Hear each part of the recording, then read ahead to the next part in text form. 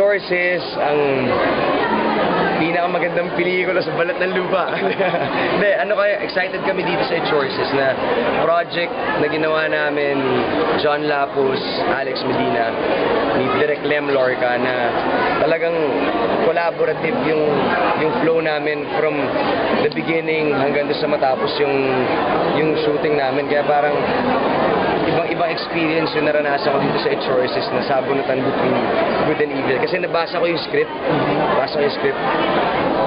Enjoy ko eh. Na-enjoy ko, tumatawa ako mag-isa, alam mo yun. So, Choices po yung pelikula ngayon na mapapanood niya na magandang material, masasabi ko. Maganda. Hindi ko siya napapanood pa ng buong buo.